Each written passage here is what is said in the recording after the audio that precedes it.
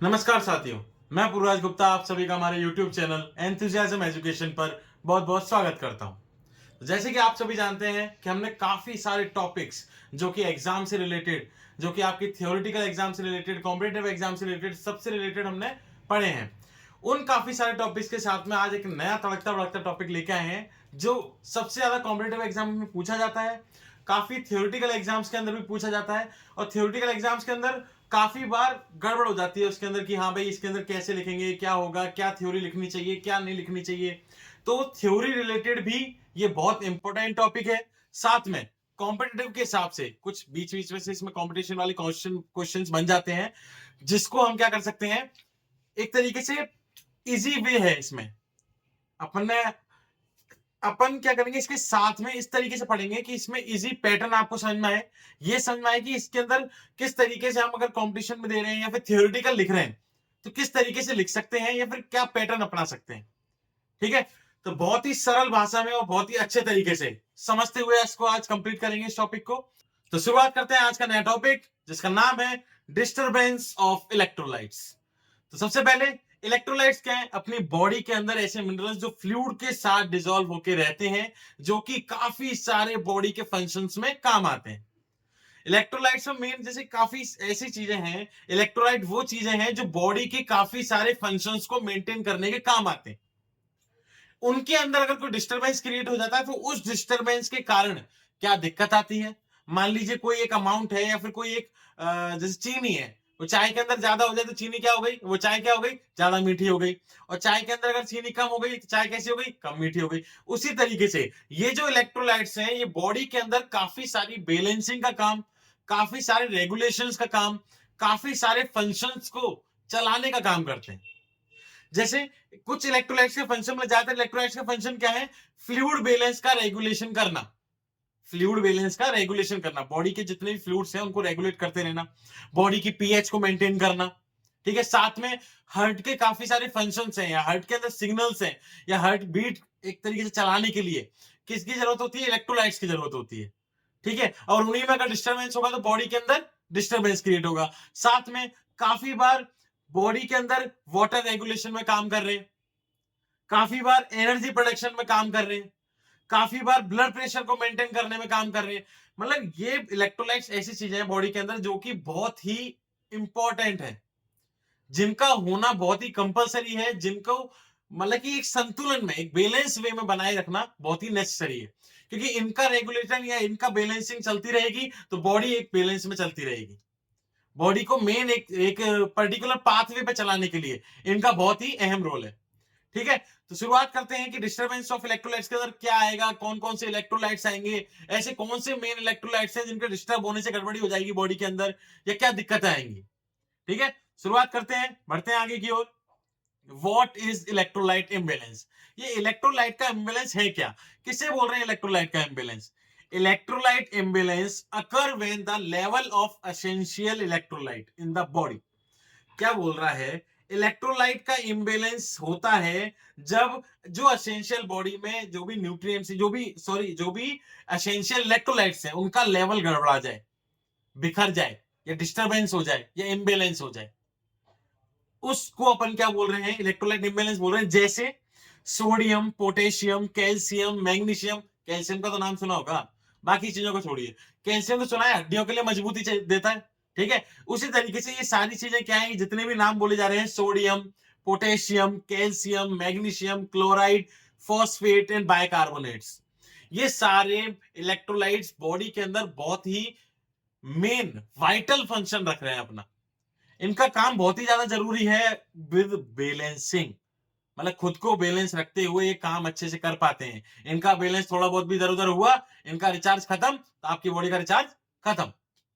तो इनका रिचार्ज होना कंपलसरी है। महीने की 28 तारीख आएगी लेकिन इनका रिचार्ज होना कंपलसरी है। आर आइदर टू हाई और टू लो, क्या बोला, इलेक्ट्रोलाइट इम्बैलेंस है क्या, बॉडी के अंदर इलेक्ट्रोलाइट्स का लेवल गड़बड़ा जाना। ठीक है, जैसे कि सोडियम, पोटेशियम, क्लोराइड वगैरह, इन सब का इनके अंदर क्या हो जाना, इनके लेवल के अंदर क्या हो जाना, या तो ज्यादा बढ़ जाएंगे या ज्यादा कम हो जाएंगे। देखो, कोई भी ऐसी चीज जो बॉडी के अंदर अच्छा काम कर रही है या बॉडी को बैलेंस करके चल रही है, तो अगर वो उसके अंदर बॉडी का अमाउंट बढ़ जाएगा, मतलब उसके अंदर अगर इस चीज का अमाउंट बढ़ जाएगा बॉडी के अंदर, तो वो दिक्कत देगा, और कम हो जाएगा तब भी दिक्कत देगा। तो ये ध्यान में रखना है कि इन चीजों को, जैसे बोलते हैं बैलेंस डाइट लेना, बैलेंस डाइट जैसे खाने को प्रॉपर अमाउंट के साथ लेना, ऐसा नहीं अननेसेसरी खाए जा रहे, ये अननेसेसरी खा ही नहीं रहे। तो बैलेंस डाइट का मतलब हो गया एक प्रॉपर न्यूट्रिशियन डाइट लेना, जो कि आपकी बॉडी को मेंटेन करके रखे। उसी तरीके से इलेक्ट्रोलाइट्स का भी बैलेंसिंग रखना, जिस तरीके से आपकी बॉडी रेगुलेट करती रहे प्रॉपरली, ना वो ज्यादा हो ना वो कम हो, और ज्यादा कम हो रहे हैं तो उन्हें अपन बोल देते हैं इलेक्ट्रोलाइट इम्बेलेंस। ठीक है, तो आगे बढ़ते हैं। Electrolyte are minerals that carry an electric charge. Electrolytes वो मिनरल्स हैं जो इलेक्ट्रिक चार्ज कंसीडर करते हैं। तो इनका काम किसमें हो गया? नर्व इंपल्सेज या नर्व ट्रांसमिशन में भी इनका काम हो गया। ठीक है, and are crucial for various body function. और क्यों नेसेसरी है? बहुत सारी बॉडी के फंक्शन को चलाने के लिए, डुलाने के लिए, बैलेंस करने के लिए ये बहुत नेसेसरी है। Including nerve signal, muscles contraction, मतलब इनका काम किसमें और हो गया? मसल्स के कॉन्ट्रेक्शन में भी इनका काम हो गया, साथ में हाइड्रेशन में और एसिड बेस बैलेंस में करते हैं। जैसे जब रेस्पिरेटरी का पेशेंट होता है, उसके अंदर अपन एबीजी करते हैं, तो एबीजी के अंदर हम बाइकार्बोनेट्स भी देखते हैं, भाई सोडियम कितने हैं, पोटेशियम कितना है, इलेक्ट्रोलाइट्स भी देखते हैं, लेकिन भाई इलेक्ट्रोलाइट बैलेंस में चल रहे हैं कि नहीं चल रहे हैं, बाइकार्बोनेट चल रहे हैं कि नहीं चल रहे हैं, साथ में PO2 PCO2 सब चीजें बैलेंस करके देख के चलते हैं। लेकिन अभी यहाँ पे बात क्या हो रही कि इलेक्ट्रोलाइट्स क्या है? इलेक्ट्रोलाइट ऐसे मिनरल्स हैं जो बॉडी के अंदर इलेक्ट्रिक चार्ज लेके चलते हैं, मतलब जो खुद इलेक्ट्रिक चार्ज कंसीडर करते हैं, साथ में बहुत ही इंपॉर्टेंट है। क्यों? क्योंकि काफी सारे बॉडी के फंक्शंस को संभाल रहे हैं। बॉडी के फंक्शन संभाल रहे हैं, कैसे फंक्शन?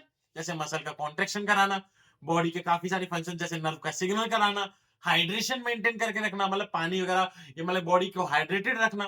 ठीक है, साथ में एसिड बेस बैलेंस बनाए रखना, बॉडी ना ज्यादा एसिडिक हो ना ज्यादा बेसिक हो, तो दोनों को न्यूट्रल वे में कर रखना, मतलब पीएच एक तरीके से मेंटेन करके रखना। ठीक है, तो ये तो हो गया इलेक्ट्रोलाइट का फंक्शन, मतलब इलेक्ट्रोलाइट काम क्या कर रहे हैं।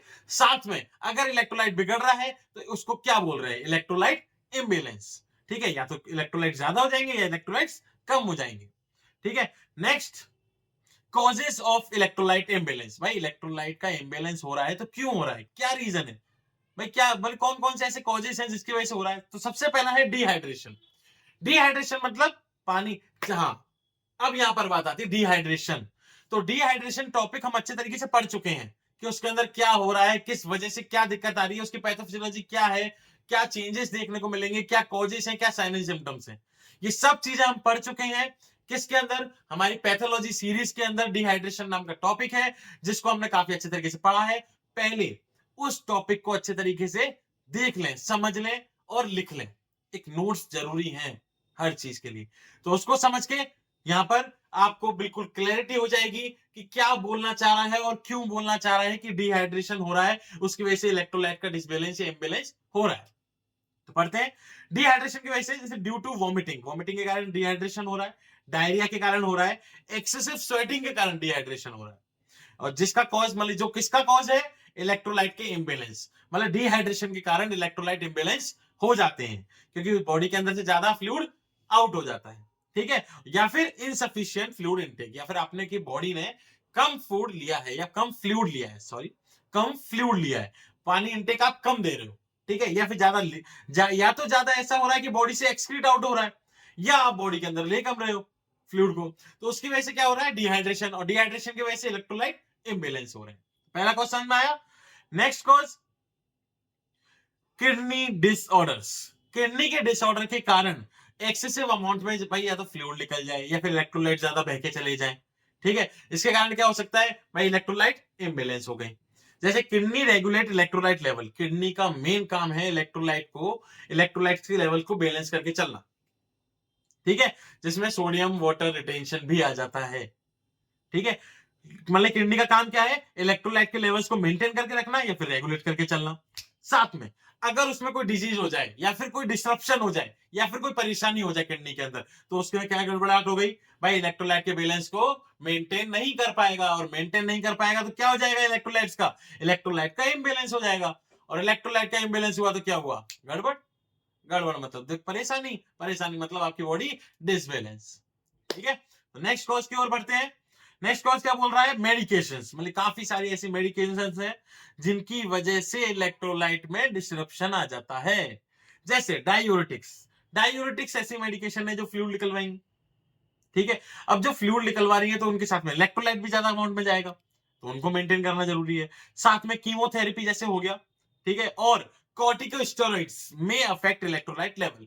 ये सारी मेडिकेशंस क्या है, ज्यादातर क्या कर सकती हैं, इलेक्ट्रोलाइट के इम्बेलेंस में अपना योगदान दे सकती हैं। इम्बेलेंस में, सही करने में नहीं, इम्बेलेंस करने में, परेशानी करने में, ठीक है।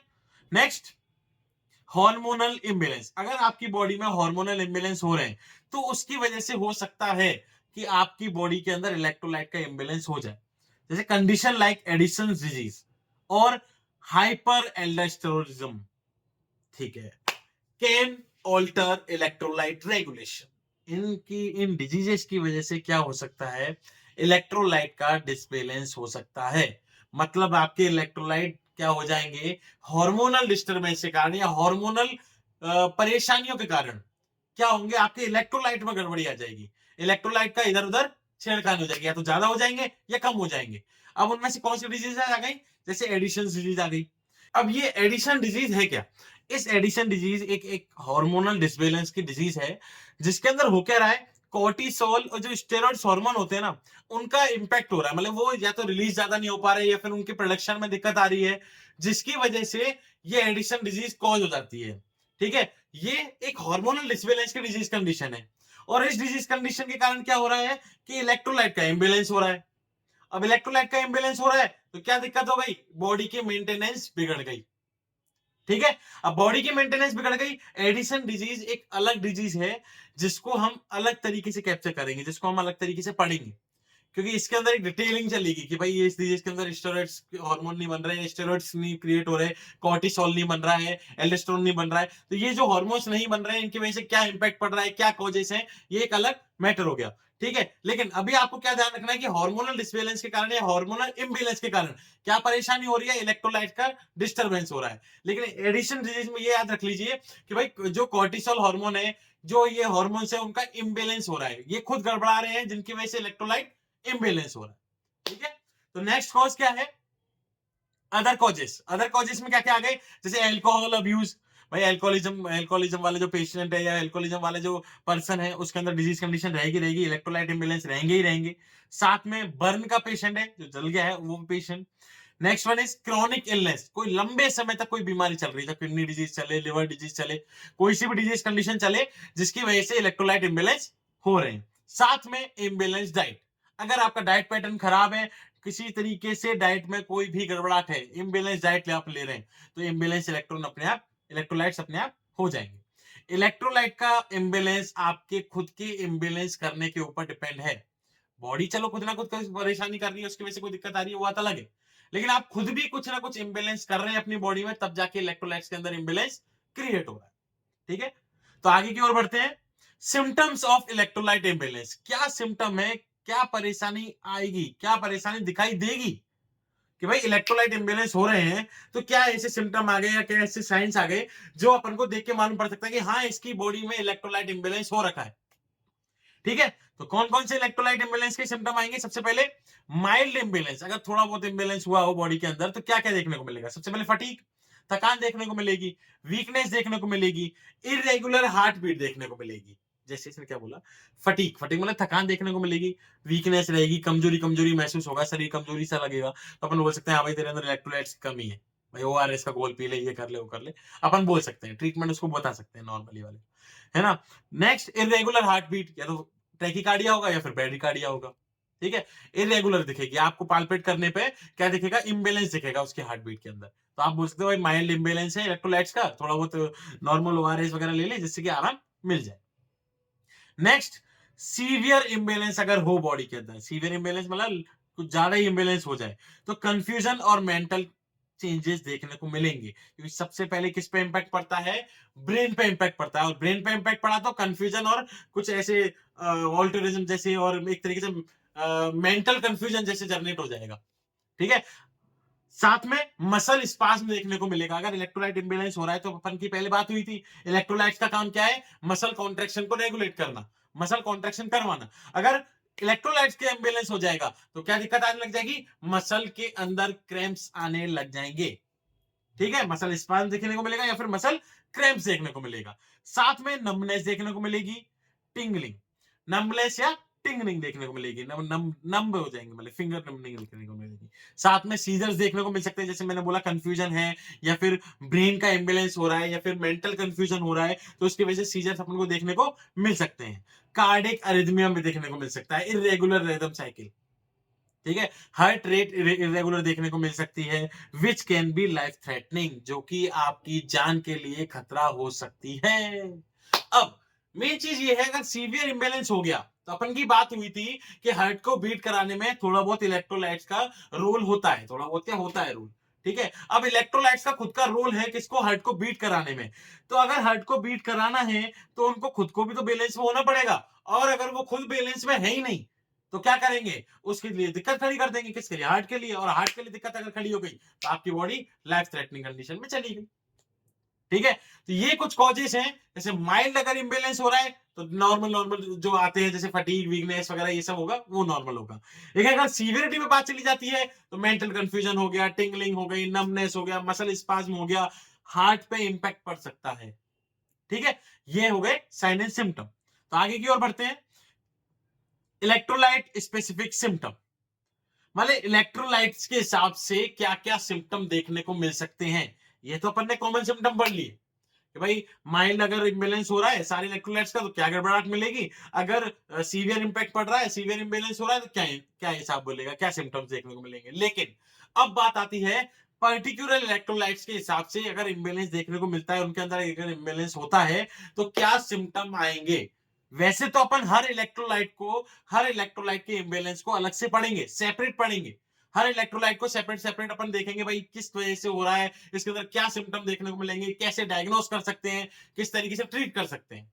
लेकिन अपन अभी के लिए ये देखेंगे कि हर एक इलेक्ट्रोलाइट के इम्बेलेंस होने पे क्या सिम्टम देखने को मिल सकते हैं। ठीक है, तो बढ़ते आगे की ओर। सबसे पहले सोडियम, सोडियम या तो ज्यादा हो जाएगा या कम हो जाएगा। अगर सोडियम ज्यादा हो गया तो हाइपर नेट्रीमिया कहला दिया जाएगा। क्या कहला दिया जाएगा, हाइपर, हाइपर मतलब ज्यादा, ज्यादा नेट्रीमिया, नेट्रीमिया मतलब सोडियम, मतलब सोडियम का लेवल ज्यादा हो जाना ब्लड के अंदर, मतलब हाइपर नेट्रीमिया। और अगर वही चीज कम हो जाए, मतलब सोडियम कम हो जाए, तो क्या करेगा, हाइपोनेट्रीमिया कर देगा। मतलब दो चीजें हो गई, हाइपर मतलब ज्यादा, हाइपो मतलब कम। तो सोडियम ज्यादा तो हाइपर, सोडियम कम तो हाइपो, तो हाइपरनेट्रीमिया, हाइपोनेट्रीमिया। ठीक है, तो इसके सिम्टम क्या आएंगे, इनमें हो सकता है कि अगर सोडियम में कोई इम्बेलेंस होता है तो क्या देखने को मिलेगा, स्वेलिंग देखने को मिलेगा, कंफ्यूजन देखने को मिलेगा। कंफ्यूजन अगर ब्रेन पे इंपैक्ट तो पड़ता ही पड़ता है, और ब्रेन पे इंपैक्ट पड़ेगा तो आप कंफ्यूजन बोलोगे ही बोलोगे। ठीक है, तो स्वेलिंग हो गया, कंफ्यूजन हो गया, हेडेक हो गया, सीजर्स हो गया। ठीक है, ये कॉमन सिम्टम आपको, पर्टिकुलर स्पेसिफिक अगर सोडियम का इम्बेलेंस हो रहा है तो ये सिम्टम तो आपको देखने को मिलेंगे। तो ये कॉमन पर स्पेसिफिक के सिम्टम हो गए, वैसे अपन अलग पढ़ेंगे, लेकिन फिर भी एक आपके पास कलेक्टिव डाटा आ गया कि हाँ भाई इस पर्टिकुलर सोडियम को ये बोल रहे हैं, यहाँ पर सोडियम के लिए ये यूज किया जा रहा है, इसकी वजह से ये कॉजेस, मतलब इसके सिम्टम्स ये आ रहे हैं, इसके सिम्टम्स ये आ रहे हैं, ये आपको पर्टिकुलर देखने को मिल गया। एक नोट्स के लिए, नोट्स के हिसाब से या थ्योरेटिकल के हिसाब से आपके लिए क्या हो गया, इजी पैटर्न हो गया। और आप ये ध्यान रखिएगा कि नोट्स बनाते हुए चलने हैं साथ में। रीजन ये है कि आपके पास एक थ्योरेटिकल कंटेंट रहेगा, हमारा मेन एम यही है कि आपके पास थ्योरेटिकल कंटेंट पहुंचाना है विद मीनिंग।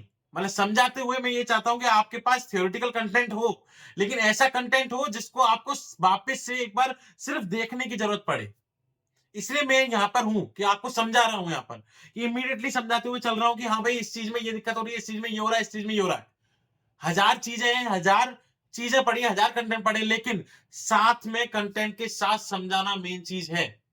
मैं कंटेंट थ्योरेटिकल के हिसाब से है अपना, थ्योरेटिकल के हिसाब से है, लेकिन उसके साथ में मेरा समझाना भी है। उस समझाने के साथ में आप नोट्स बनाते चलिए, हर एक पॉइंट को उठाते चलिए, हर एक पॉइंट को याद करते हुए चलिए इमीडिएटली, बाद में याद करने की ज्यादा जरूरत ही नहीं पड़े। आप थ्योरी के हिसाब से एक मजबूत हो जाए, फिर उसके अंदर से आप क्वेश्चन निकालिए, क्या भाई ये इसमें अंदर ये क्वेश्चन बन गया, ये इसके अंदर ये क्वेश्चन हो गया। इस चीज से आपको कंपटीशन में भी दिक्कत नहीं आएगी, और जो अभी थ्योरेटिकल एग्जाम्स दे रहे हैं, जैसे जो नर्सिंग के अंदर, बीएससी नर्सिंग के अंदर से, एमएससी नर्सिंग के अंदर है, जीएनएम के अंदर है, ये जो बच्चे हैं, इनके लिए बहुत ही इजी वे है एक तरीके से। आपको सिर्फ नोट्स सामने है ही, नोट्स है, आपको प्रॉपरली मैं रिटर्न नोट्स ही दे रहा हूं, नोट्स रहेंगे आपके सामने तो आप उसके साथ साथ में क्या कर सकते हैं, ये समझते हुए चल सकते हैं। समझ लोगे हैंड टू हैंड तो हैंड टू हैंड दिमाग में बैठ जाएगा, याद हो जाएगा, बिल्कुल टेंशन फ्री। कि एक कंटेंट की कंटेंट पढ़ा है, वापस से एक बार देखा, रिवीजन हो गया, खत्म, फ्री। ठीक है, तो इसको ध्यान से पढ़िए। अब नेक्स्ट की ओर आते हैं, पोटेशियम। तो पोटेशियम के अगर कॉजेज देखिए, अगर पोटेशियम में गड़बड़ाहट होती है, पोटेशियम एक इलेक्ट्रोलाइट है जिसके अंदर अगर इंबैलेंस होगा तो या तो ज्यादा होगा या कम होगा। ज्यादा हुआ तो हाइपरकैलीमिया और कम हुआ तो हाइपोकैलीमिया। कैसे पोटेशियम जिसे बोलते हैं अपन, तो कैलीमिया, ब्लड के अंदर पोटेशियम की कमी, तो कमी तो हाइपो, ज्यादा तो हाइपर। ठीक है, क्या सिम्टम देखने को मिल सकते हैं, मसल वीकनेस देखने को मिल सकती है। ठीक है, पैरालिसिस देखने को मिल सकता है, हार्ट आरिथमियास देखने को मिल सकते हैं। ठीक है, मतलब ये एक कॉमन सिम्टम्स है, अगर पोटेशियम के अंदर गड़बड़ाहट देखने को मिलेगी, अगर गड़बड़ाहट होती है या पोटेशियम इलेक्ट्रोलाइट कहीं भी इंबैलेंस होता है बॉडी के अंदर, तो ये सिम्टम तो कॉमन है जो देखने को मिलेंगे। ठीक है, नेक्स्ट, कैल्शियम। कैल्शियम अगर ज्यादा होता है तो हाइपर कैल्सीमिया, कम होता है तो हाइपोकैल्सीमिया। ठीक है, क्या कॉमन सिम्टम्स है, टिंगलिंग, मसल स्पाज्म, किडनी के स्टोन्स। ठीक है, इरेगुलर हार्ट बीट। अगर कहीं भी इस किडनी स्टोन्स वगैरह जो भी आपको मिल रहे हैं, वैसे ज्यादा मतलब कि किडनी के अंदर ज्यादा कोई गड़बड़ाहट हो जाती है तब जाके मिलते हैं, लेकिन कैल्शियम की गड़बड़ी के कारण हो सकता है किडनी स्टोन जनरेट हो जाए। अगर कैल्शियम बॉडी के अंदर ब्लड फ्लूइड के अंदर ज्यादा, सॉरी ब्लड के अंदर ज्यादा है या बॉडी के अंदर ज्यादा है तो हाइपर कैल्सीमिया, बॉडी के अंदर कम है तो हाइपो कैल्सीमिया। ठीक है, नेक्स्ट, मैग्नीशियम। मैग्नीशियम दो तरीके का, अगर ज्यादा हो तो हाइपर मैग्नीशियम, मैग्नीशियमिया। नेक्स्ट, अगर कम हो तो हाइपो मैग्नीशियमिया। दोनों क्या हो गए, अगर मैग्नीशियम ज्यादा हो तो हाइपर मैग्नीशियमिया और कम हो तो हाइपो मैग्नीशियमिया। सिंपल शब्द दो याद रखिए, हाइपर हाइपो। हाइपर का मतलब ज्यादा हो जाना और हाइपो का मतलब कम हो जाना। तो ब्लड के अंदर मात्रा ज्यादा तो मैग्नीसीमिया, कम तो मैं हाइपोमैग्नीसीमिया। ठीक है, अब इसके नॉर्मल क्या है, ट्रिमर्स आना, ठीक है, नोजिया होना, ठीक है, मसल वीकनेस होना। मसल वीकनेस ज्यादा कॉमन है। ठीक है, मसल, क्योंकि इलेक्ट्रोलाइट्स का मेन काम है मसल्स को बना के रखना, मसल्स को कॉन्ट्रैक्शन कराते रखना, मसल को एक तरीके से स्टेबल रखना। ठीक है, तो मसल वीकनेस होगा और कुछ रेस्पिरेटरी इश्यूज आ सकते हैं। ठीक है, तो नेक्स्ट, ये काफी सारे कॉमन, ये क्या अपने कॉमन इलेक्ट्रोलाइट्स हैं जो बॉडी के अंदर बहुत ही यूजफुल हैं। सोडियम, पोटेशियम, कैल्शियम, मैग्नीशियम, इन चारों के बारे में, हर एक पर्टिकुलर के बारे में डिटेल्ड पढ़ेंगे अपन। जैसे सोडियम के बारे में पढ़ेंगे तो सोडियम में हाइपरनेट्रीमिया अच्छे से पढ़ेंगे, हाइपोनेट्रीमिया अच्छे से पढ़ेंगे, उसके कॉजेस क्या है, उसके सिम्टम क्या है, क्या चीज है क्या नहीं है, किस तरीके से ट्रीट कर सकते हैं। ठीक है, मैग्नीशियम पढ़ेंगे तो मैग्नीशियम के बारे में सही से पढ़ेंगे, भाई हाइपर हो रहा है तो कैसे हो, क्या दिक्कत कर रहा है, हाइपो हो रहा है तो क्या दिक्कत कर रहा है। पर्टिकुलर हर किसी को पर्टिकुलर पढ़ेंगे अपन, लेकिन अभी कॉमन एक आपके पास मतलब एक तरीके से कंटेंट पहुंच गया कि हाँ भाई ये एक कॉमन है, इनके अंदर ये दिक्कतें आती हैं और ये ज्यादा हो तो ये, कम हो तो ये, और ये डिटेलिंग है ही अपने पास। ठीक है, अब इनको ट्रीट कैसे किया जा सकता है, मोस्टली इन सबको क्या करके कैसे करके अपन ट्रीट कर सकते हैं, इलेक्ट्रोलाइट इम्बैलेंस को ट्रीटमेंट कैसे दिया जा सकता है। तो अगर माइल्ड केसेस हो, मतलब छोटे मोटे हल्के फुल्के केसेस हो, तो ओरल रिहाइड्रेशन सॉल्यूशन, ओआरएस का घोल, खूब पिया होगा बचपन में या अभी भी कभी बार पी लेते होंगे, ग्लूकॉन डी वगैरह जिसको बोलते हैं अपन, है ना, ओआरएस का अलग आता है, ओरल रिहाइड्रेशन सॉल्यूशन डिस्पेंसरी वगैरह मिल जाएगा। ठीक है, साथ में adjusting diet to include electrolyte, मतलब कि आप जो डाइट ले रहे हो, अगर इलेक्ट्रोलाइट का इंबैलेंस हो गया है तो जो डाइट ले रहे हो उसके अंदर इलेक्ट्रोलाइट्स मिक्स कर लो या इलेक्ट्रोलाइट्स बढ़ा दो अपनी डाइट के अंदर।